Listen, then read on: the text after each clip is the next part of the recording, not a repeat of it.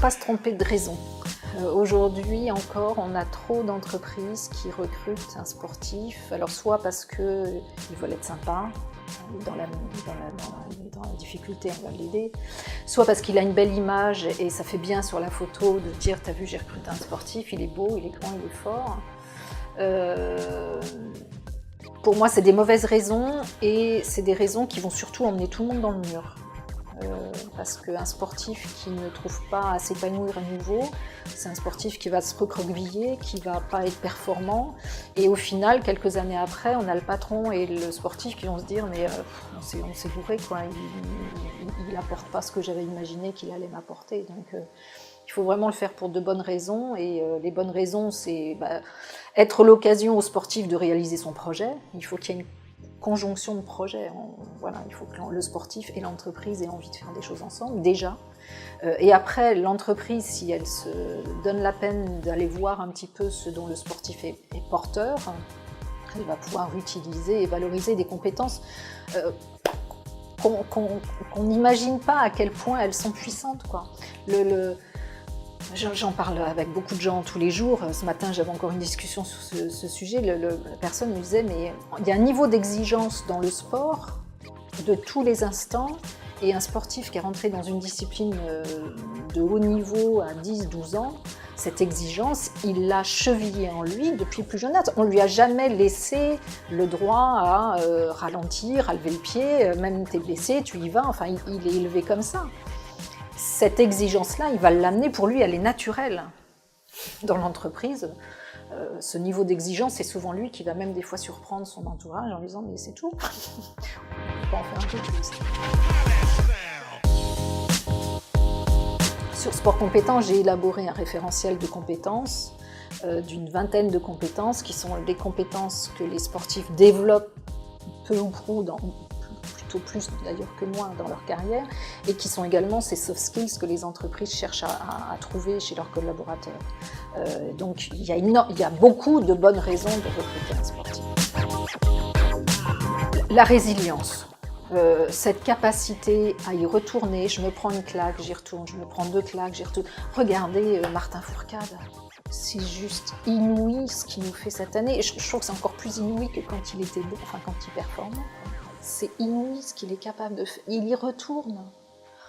Moi, voilà. Alors cette capacité à encaisser les claques et à y retourner quand même, ça dans l'entreprise, c'est quand même un truc dont on a un petit peu besoin, de ne pas baisser les bras à la première contrariété. Donc ça, c'est une valeur qui est quand même monumentale. L'exigence dont je parlais, on essaye toujours de faire de notre mieux. Cette volonté d'être bon, de performer, ça va se manifester dans la volonté d'apprendre, de ne pas laisser des détails qui pourraient paraître superflus pour certains, mais non, parce qu'on sait quand on est sportif que le détail il compte autant que la stratégie et que le geste, le doigt qui est là ou là, ça peut tout changer dans une performance sportive. Et donc on vient avec cette conscience qu'il faut tout mettre dans le bon ordre, et donc cette volonté d'avoir un schéma qui correspond à ce qui doit être fait. Donc l'exigence, on parle du travail en équipe pour les sports d'équipe, mais pas seulement, parce qu'il y a beaucoup de sportifs, de sports plus individuels dans la performance qui savent travailler en équipe. La capacité à construire une stratégie, la capacité à rentrer dans un plan de travail, à communiquer, à planifier, à organiser. Oui, le regard change, c'est-à-dire qu'effectivement on se dit « ah quand même, il y a un truc à aller, il y a un truc ». Voilà. Le problème, c'est que dans certaines entreprises qui sont très structurées, très formatées, ça se heurte à des obligations de diplôme, de grilles, qui font que « ah ouais, ça aurait été bien, mais non, il n'a pas le diplôme qui va bien, donc on ne peut pas le prendre ». Ça, c'est assez insupportable parce que c'est oublier cette capacité d'apprentissage qu'a le sportif. Et un sportif, ok, il n'a pas pu tout faire. Enfin, il y a un moment donné, il faut quand même se rappeler ce qu'il a fait pendant 20 ans pour performer comme ça.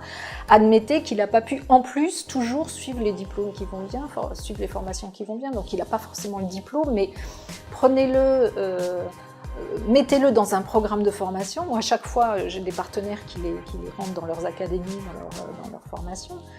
Ils sont les premiers, ils veulent finir avant les autres. À partir du moment où le projet va leur parler, où ils vont être motivés, ils vont mettre la même énergie à apprendre que celle qu'ils avaient à performer. Donc, le prendre pour toutes ces valeurs, tout ce potentiel dont il est porteur, et ensuite le former au métier, c'est quasiment, entre guillemets, le plus simple. Alors, je ne dis pas qu'on va être chirurgien, neurologue, mais il y a quand même beaucoup de métiers où le sportif peut l'apprendre, mais en plus, il a les savoir-être qui sont si désirables et si utiles en entreprise. Je pense que vous devez prendre votre part dans l'éducation du monde de l'entreprise à regarder le sportif pour ce qu'il est capable d'apporter. C'est-à-dire que vous allez présenter des profils, c'est apprendre à ces profils à valoriser aussi leur parcours sportif et aider les entreprises à voir qu'à côté du bagage académique qu'ils peuvent avoir ou ne pas avoir, il y a une richesse qu'il faut utiliser, valoriser, accompagner et donner à voir.